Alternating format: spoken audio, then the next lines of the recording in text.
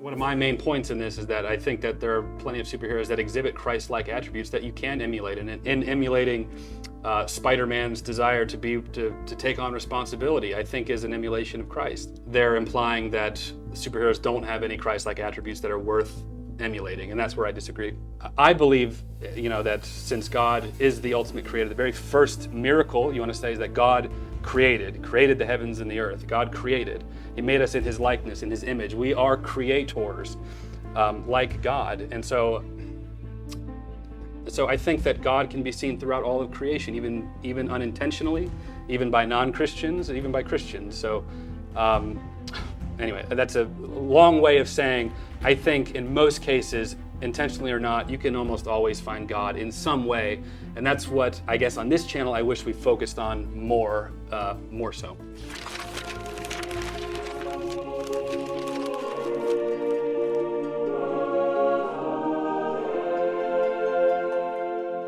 Hello everyone, my name is Holden Hardman. Thank you so much for joining me again for another video. I'm guessing a lot of you are just now hearing about this series since it's been quite a while since I've done one of these episodes. So let me go ahead and give you a quick recap. About a year ago, I did a 6-part series titled God and the MCU, where I take a look at this video, Marvel's Endgame, Secrets of the Avengers. It argues that the MCU is littered with anti-God themes, imageries, and philosophies, all designed to paint Jesus Christ in a negative picture with the intention of having you perceive God through a corrupt point of view. Going so far as to say that the films themselves, all the Marvel movies, are a slam against God. Now, I understand that not everyone is a Christian, and I also understand that this type of video may not be everyone's cup of tea. But as a movie lover, as a Christian, and all things superhero, I had to defend my spandex-wearing, super-powered caped crusaders. There are a lot more sort of fundamentalist type Christians that are a lot more easily swayed by this type of thing and even become very aggressive against it without actually knowing what it is, aside from what their preacher or Facebook post says about it. We saw the same things in the past with Pokemon, D&D, Harry Potter, etc. Pokemon world is a world of the demonic, of the satanic.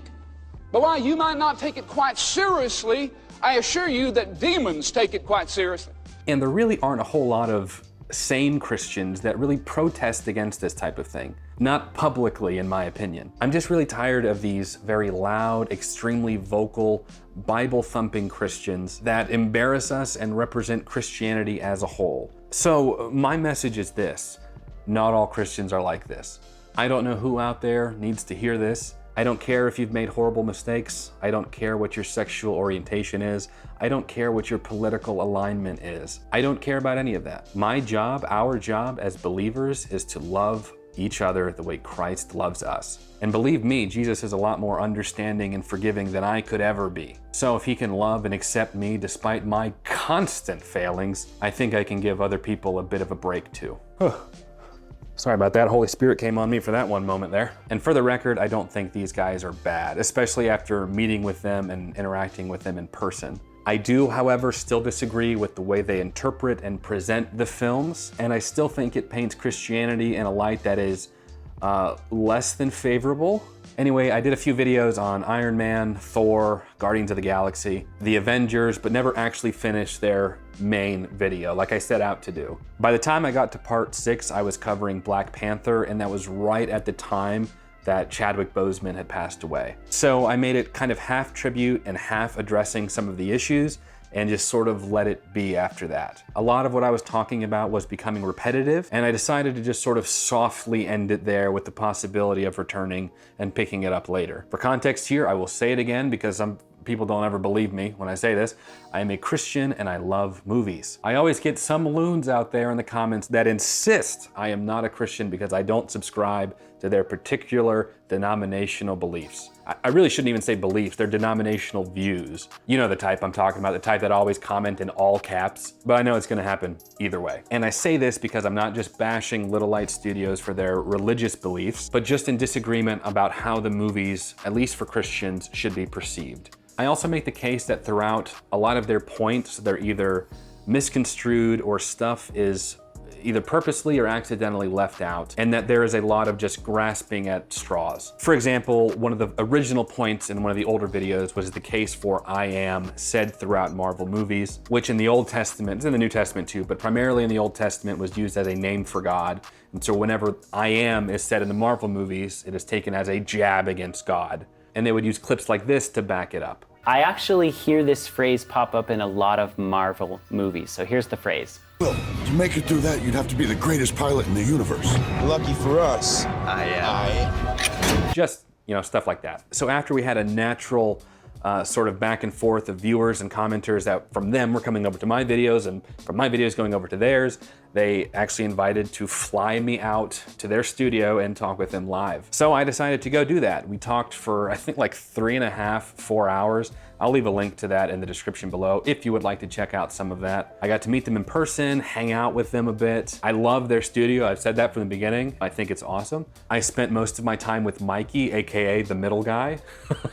And we actually had a ton in common, which was really cool. He even showed me this big store with like movies and collectibles and comics, which was awesome. So anyway, I'm going to skip some of the Satan's Endgame video. I think the Black Panther one I left off about 45 minutes in. I'm going to skip their discussion on Doctor Strange and Captain Marvel, mostly because it's stuff we've already covered before, like magic, for example. Should Christians watch movies with magic? Topics like that, and we actually cover quite a lot of that in the live stream if you're interested. In the live stream, it's pretty early on in our discussion, so there shouldn't be a whole lot of scrubbing through that. Some of the stuff we talked about in that live stream is where is the line for Christians? Is God okay with things like Chronicles of Narnia, which is blatant Christian allegory written by one of the most influential Christian writers of the 20th century?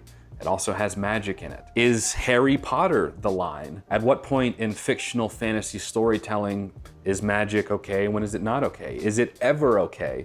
In what context is it okay if you think that sometimes it is? Is God really offended by something like Tinkerbell's magic fairy dust? Are there any fictional contexts where magic is okay? All that stuff. And Captain Marvel was some more of the I am type of thing, and they made some comments about the supreme intelligence, and you can sort of see where you'd connect that together. I can cover it later on if you're interested, or maybe we can just discuss it down in the comments below, but I figured we'd go ahead and move into some more meat and potatoes. In this video, we're going to pick up with Avengers Infinity War, the big precursor to the end of Marvel's Phase 3. I will probably be skipping some stuff if it's stuff we've already covered in some of those previous episodes just for time, and also to avoid some repetition, so make sure you go back and watch some of those earlier episodes. There's some good stuff in there. There's a playlist on my channel also in the description below. If you want to start, I have it start from the very beginning. And if you've already made it this far into the video, it's pretty long in already. We haven't really even delved into it yet, so thank you so much. I hope you're in here for the long haul because there's a lot of fun stuff we're going to cover. Whether you're Christian or atheist or something else,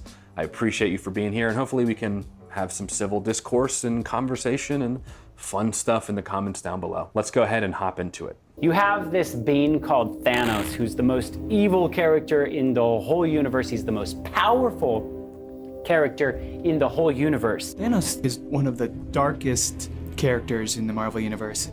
A character who can take on the entire Marvel Universe with a grin. There's something really arch-villain about that. And he's specifically running throughout the universe and collecting stones that will give him that ultimate supreme power to be able to snap his fingers and wipe out half of the universe. The Avengers Infinity War portion of their video begins with a brief introduction of Thanos to the Christian audience. He's extremely powerful and he wants to obtain the Infinity Stones to wipe out half of the universe. He also gives a very brief description of the stones and what they do. There is a little stretching of the stone's power and what they do, like here, for example. One of the stones gives him the ability to raise people from the dead. I mean, these are attributes that are literally only attributed to God. That's not technically true. He's rewinding time to when Vision was alive. They make it very clear in the MCU that these stones cannot be used to just raise somebody up from the dead. They cannot be brought back with the stones. It's one of the reasons that they couldn't bring back Black Widow after she died. I get you miss your mom, but she's gone. Really gone. As long as we have the stones, Cap, we can bring her back. Isn't that right? Can't get her back. See? They're talking about whose side are you on. Listen to the language that they use. What master do you serve? What master do I serve? What am I supposed to say, Jesus? Dun dun. I love the sound effects. That they add those sound effects in. That's, I find, extremely blasphemous. It's like, oh, it's a joke? Like, what am I supposed to say? I serve Jesus? Like, yes, if you're a Christian, you serve Jesus, and he died for you. To passively throw this into a movie, I believe that's taking the Lord's name in vain. This is just my opinion, but I think that this is more of a case of just hypersensitivity. I think, and this is where I'm gonna get some pushback on this, but I think we become so spoiled as American Christians that we have no idea what actual persecution really is. I also think that Jesus had tough enough skin that he could handle a joke in comparison to like actual blasphemy. I understand that there is sort of a fine line, but if that's the most blatant by name insult in the series, then I think that we're okay. He then starts to talk about Chris Pratt specifically. If you didn't know, Chris Pratt is very open about his Christian beliefs. So they talk a little bit about the deception in Hollywood and how it's so pervasive that even a strong believer like Chris Pratt is subject to it and oblivious to it. You have a soul. Be careful with it. God is real. God loves you. God wants the best for you. Believe that. I do. Learn to pray. People are going to tell you you're perfect just the way you are. You're not. There is a powerful force that designed you that way.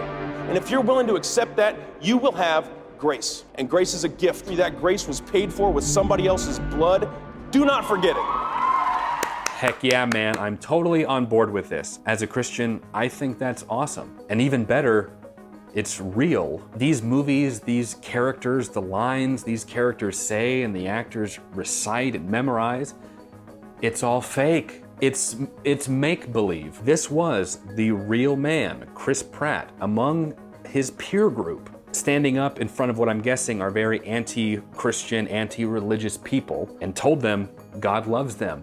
Learn to pray. And Jesus died for you. What more do you want? He was in the Lego movie as the voice of Emmett. If you haven't seen this, you gotta look at our LED on the whole Lego deception. But it was another attack against God. And here is an actor who's been part of the Guardians of the Galaxy, which is an attack on God. He then describes Chris Pratt as an actor that participated in the Lego movie, which is, quote, an attack on God, and also participating in Guardians of the Galaxy, which again, quote, is an attack on God. And he still does not see it for what it is. Still don't know how to react to the claim that the Lego movie is an attack on God. Admittedly, I have not seen their video on it, but I did watch their portion on Guardians of the Galaxy and completely disagree that the movie is an attack on God. So that's where I'm at with the Lego movie. This man is using his fame, his charisma, his influence to share Jesus Christ with real people in the real world. Not in movies, not hypothetically, in real life. My Christian brothers and sisters, that should be a win. This is my own side note about Chris Pratt. I feel like Chris Pratt gets the short end of the stick a lot now, particularly because of his faith. He gets it from Christians here, and he gets it from morons that just don't like him because he's a Christian. And I do my fair share of criticizing Christians on the channel, but I've got his back on this one. Chris Pratt doesn't shove politics down people's throats, but because some people dug into his Twitter and found that he follows like Ben Shapiro or some other Republican people, that he's like akin to Satan, and people will whine about that. And they accuse him of being transphobic, which he's not. Even if, don't get me wrong, many Christians are. And there were even doctored tweets of his. So somebody straight up just edited it to look like he wrote stuff, saying offensive things that he didn't say, and people just believe it because obviously it's the internet. And even his non-Christian castmates backed him up, with Robert Downey Jr. even saying, "The sinless are casting stones at my brother Chris Pratt. A real Christian who lives by principle has never demonstrated anything but positivity and gratitude. The mark of a good Christian is that your mark on people, Christian or otherwise, is positive and loving, even if those people don't share your beliefs." I think personally, and until as of this now, this is the case for me, is that I think that Chris is the real deal. And it's such a shame and it's so frustrating that he's not Christian enough for some Christians and that he's too Christian for others. But anyway, back to the video. So anyway, here's a scene with Thanos, and listen to the language that's used in this. Find them, my children, and bring them to me on Titan. Father, we will not fail you. So what do you notice out of a scene like this? How did he address the people? To his children. And they addressed him as? Father. Father. He brings up how Thanos addresses the Black Order as his children and how they refer to him as father. A few more kind of grasping at straws. We'll never be a god. He said, you will never be a god. And remember, all the Avengers, they consider themselves to be gods, right? No. Thor does because he's a Norse god, but Iron Man, Captain America, Black Widow, Hulk, pretty much everyone else does not. They've never implied that either. No. But continue. So they're basically like throwing it in God's face. This would be a description of God, and saying that you are never going to be a god. They're creating the parallel that Thanos, in his quest for the almighty Infinity Stones, is a representation of God. And Loki saying this to Thanos is the same as saying to the one true God that he's not God. Here's another I am that pops up in the scene that Thanos meets the Avengers. Listen to how he describes he is coming, and he describes himself as the I am. Destiny arrives all the same. Now it's here. Or should I say, I am. The fact that they highlight it like that tells me that that's so purposeful.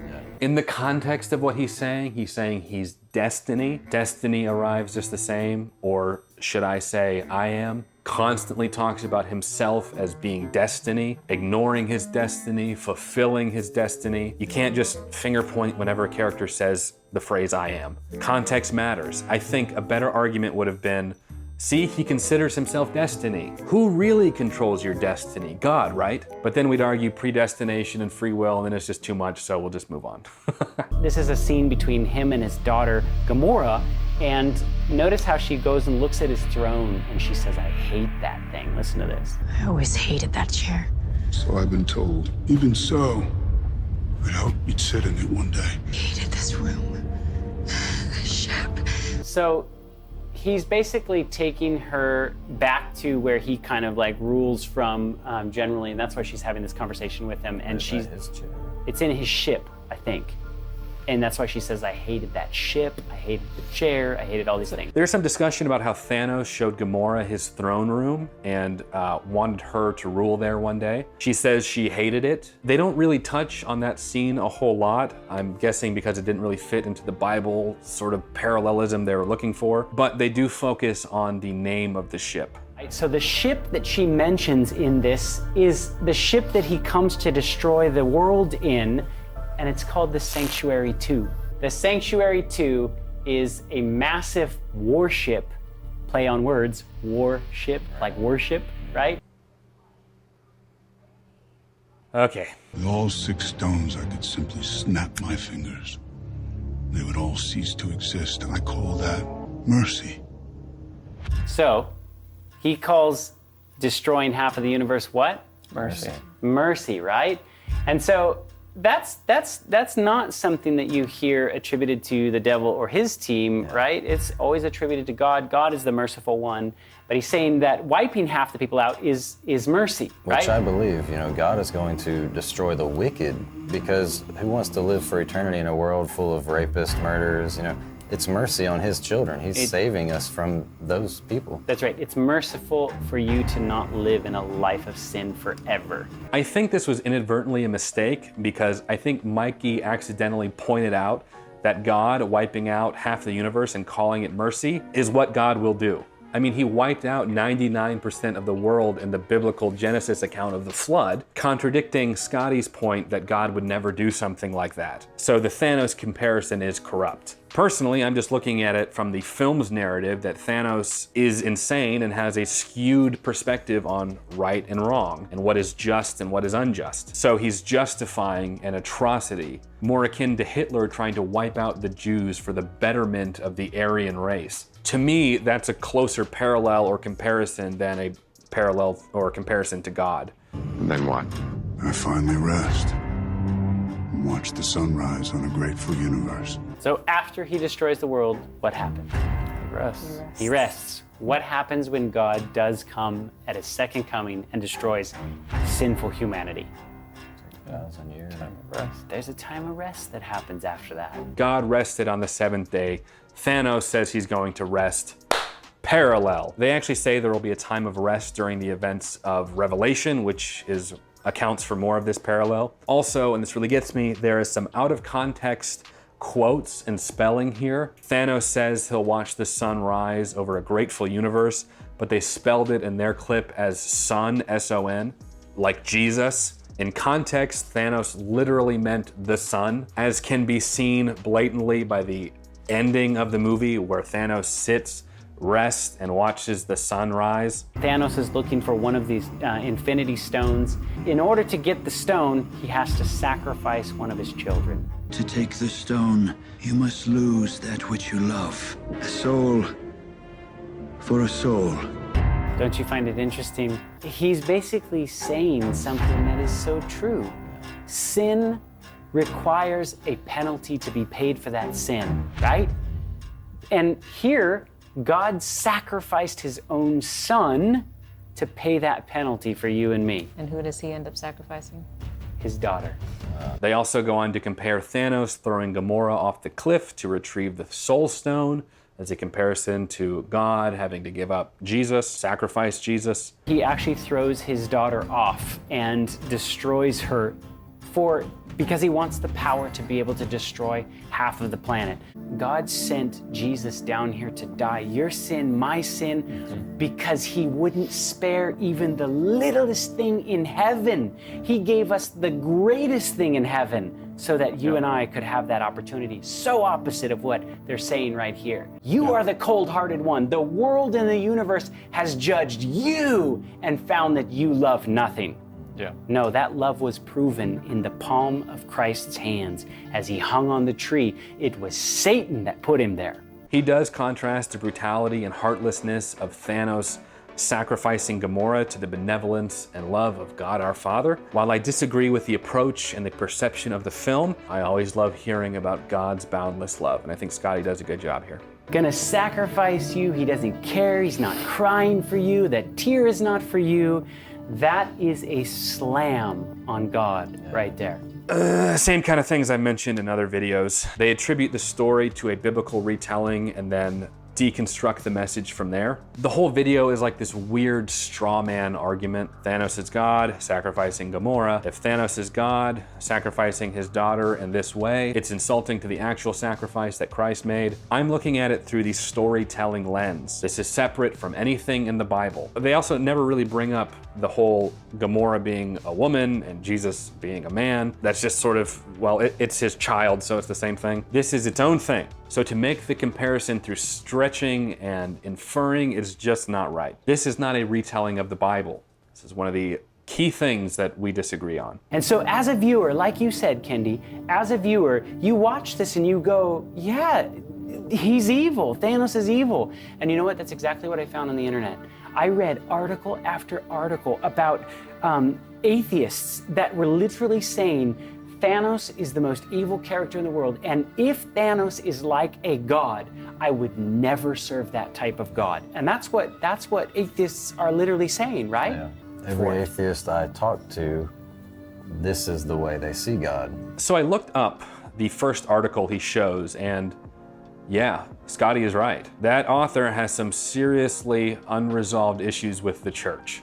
Who doesn't? You know how a lot of Christians have a reputation of being judgmental hypocrites? The guy that wrote that article would be an example of a spiteful atheist that just hates Christianity. He says outright, quote, "Even if I weren't an atheist anymore, I would never be a Christian." Part of the point of this series is to break some of those stereotypes, to show that we all don't fit into these molds. That I hear you, what you have to say about the perception, at least from non-Christian circles, of Christians. Acknowledge it, and even admit if it's right, that not all Christians will toss you aside if you're gay, but also that not all atheists are God-hating heathens. But just because not all are like that doesn't mean that they don't exist. So make sure you be the difference. If you're a Christian, make sure you stand by it despite what maybe a lot of the others are doing around you. If you're an atheist and you've already made up your mind, your heart, that you just don't believe, for whatever reason, personal, something in your past, the way you think, I don't know what it is, but that you're still open to discussion and that you don't just hate Christians just because. A lot of Christians have different interactions with atheists or people of different faiths. For me, most of the atheists I've interacted with have mostly been agreeable or open to discussion. But that doesn't mean I haven't gotten my fair share of comments from atheists that want to insult me for just believing in God. Hold yourself up to a higher standard. Christians, atheists, you don't fall into those brackets. Whatever you are or believe. Christians can stand up to other Christians, and atheists can get onto the guy that's being a capital C to people of faith. The other article was just showing that Thanos has a Messiah complex to show a connection. A Messiah complex isn't technically a psychological term. A more appropriate term would probably be delusions of grandeur. Same principle though, in that the person believes that they are like God, if not God himself, or have some sort of special relationship with the deity that other people don't have, this sort of special connection. You'll see a lot of this type of things in leaders of cults. Luckily, Christians are often too wise to fall into this type of trap. Birds propel, eagles don't propel. Need to anoint your billfold with this oil for a financial blessing. They said, do you own a jet? Yes. You can have it the day after the rapture. If you want to learn something about God, shut your mouth and listen to me for a minute. I alone can fix it. I execute judgment on you, COVID-19. See, I can make fun of Christians because I am one. Like how you can pick on your own siblings, but you don't like it when other people do? That's how I am. But anyway, doesn't Thanos fit the Messiah complex? I'm the only one who knows that. At least I'm the only one with the will to act on it. I think that would be accurate. There's a reason why they call this programming, right? Yeah. This is a program that's programming your brain to literally fight and hate God. No. Same arguments as before. We've been over why it's not. Thanos ends up in the end of Infinity War. He snaps his fingers. Half of everybody dies. So it's like this end of the world scene where people are just dissipating off into the dust of the world, right? And then, literally, this blew my mind.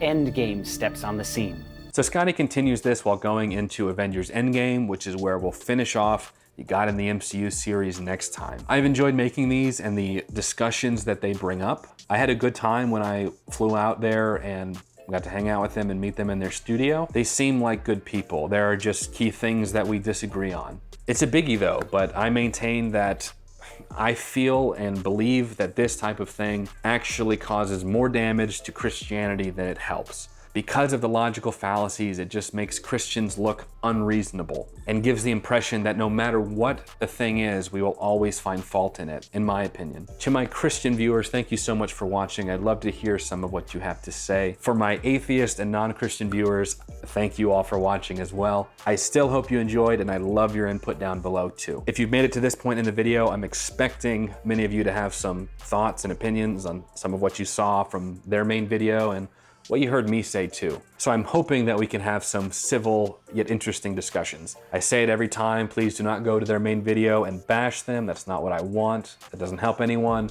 And worst of all, it makes me look bad. But you know the drill, leave this video a like if you did enjoy it. Again, comment down below letting me know what you think. Subscribe for more content. Make sure you check out my Patreon for early access to select videos and a bunch of other fun stuff we do over there. I know this one was different, but thank you for watching. I'll catch you at the finale of God in the MCU. Take care, everyone, and God bless. I went looking for Christians who may have been impacted by these films, and I did not have to look very far for Christians who claim to have had their faith rejuvenated after watching these movies. Something LED doesn't even consider, that a person's faith can be strengthened by watching these movies, and what I've begged them to reconsider in their approach and how to handle these. I'm gonna leave some links in the description below for some Christian articles talking about these films, and I really think you should check them out. But I do wanna share an excerpt from one of these articles that I found really great.